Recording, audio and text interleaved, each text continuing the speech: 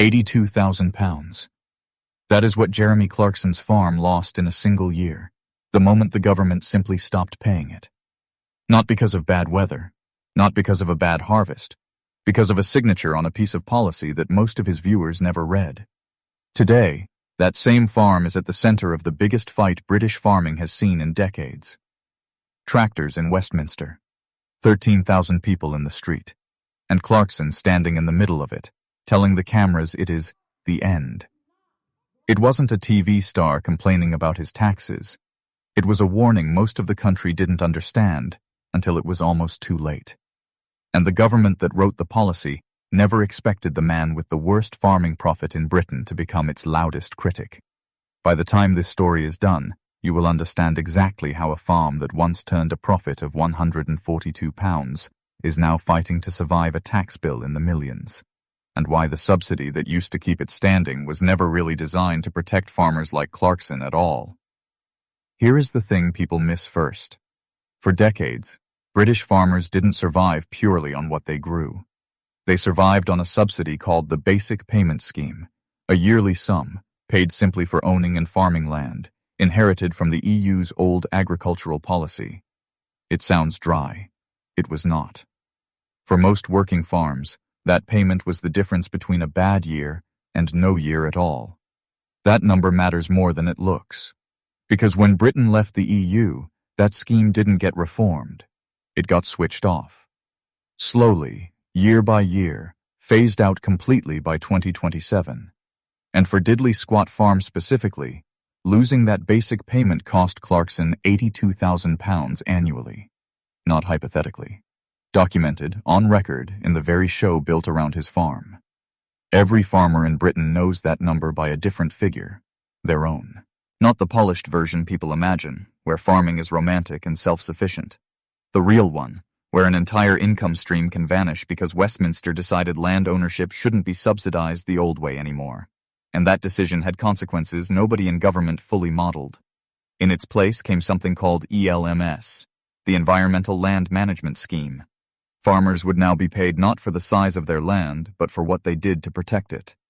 Hedgerows, soil health, wildlife corridors.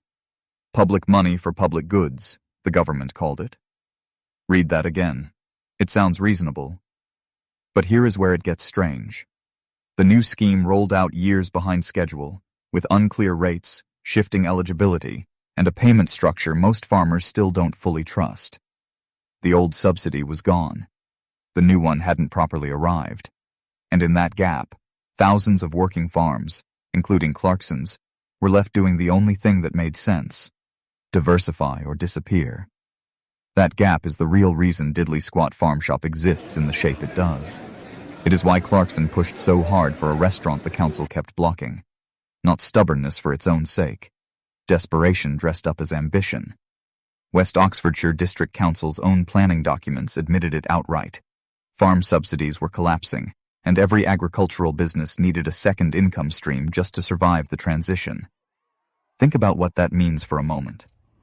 The council that fought Clarkson over car parks and planning permission was, in its own paperwork, telling him the exact same thing his accountant was. Diversify, or the numbers will not work. They just didn't expect him to diversify quite that loudly, or on national television. Now, here is the part that even people who follow this story closely have never fully joined up. Subsidy loss was only the first fire. The second one is bigger, and it is still burning. In November 2024, the government announced changes to agricultural property relief, the rule that had let working farms pass to the next generation without a crushing inheritance tax bill. Under the new plan, only the first £1 million of a farm's value would keep full protection. Above that, families would face an effective 20% tax on land some had worked for generations. Everything looked stable until one number stopped fitting. Clarkson didn't just write about it. He marched. On the 19th of November 2024, roughly 13,000 farmers filled the streets around Westminster, tractors lined up outside Parliament, banners reading things no polite lobbying letter ever would. Clarkson stood in the crowd and told reporters, in 4 words, exactly how seriously he took it. "It's the end," he said. "If you actually stop and pay attention, it's the end." That is not a man performing outrage for a camera crew. That is the same farmer who once made £142 in an entire year, doing the math on what happens to a farm like his when death itself becomes a taxable event. But here is the twist nobody in government seemed to see coming. The backlash worked. Under sustained pressure, the Treasury raised the threshold, not eliminated it, but expanded it, from £1 million to £2.5 million per person, meaning a married couple could shield up to $5 million in qualifying assets. Clarkson didn't celebrate quietly. He wrote bluntly that the government had finally admitted its original plan was muddle-headed nonsense. Consider the irony sitting underneath all of it. Government research shows the average British farm profits around £45,000 a year. Diddly squat, in its very first year, made 300 times less than that. A policy built to target the wealthiest landowners in the country ended up being fought hardest by the one who started with almost nothing on paper and won headlines precisely because his failure had already made him famous. That was the version everyone believed at first. Here is what the record actually shows. Clarkson himself once admitted, back in 2021, that avoiding inheritance tax was part of why he bought the land in the first place. He later walked that back, telling the Times in 2024 that he'd said it purely because it made a better story, and the real reason was simpler. He wanted somewhere to shoot. You cannot fake that kind of contradiction. You can only live long enough for the cameras to catch both versions. What matters is not which version is true.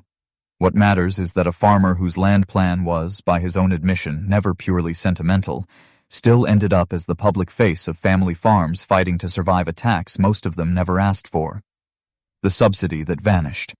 The relief that shrank. The gap in between, filled with a farm shop, a pub, and a television series that turned private financial panic into national conversation. The council thought they were managing one awkward planning application. The government thought it was closing a loophole for the wealthy.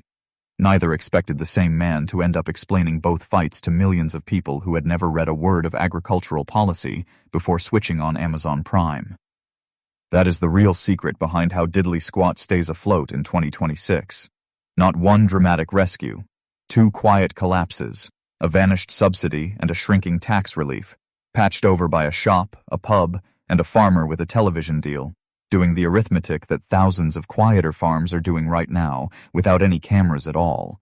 The farm that once earned less than a weekly shop is now the reason millions of people finally understand what family farm tax actually means. If you think Clarkson exposed a real crisis, or think he just got lucky with the timing, tell me which one in the comments.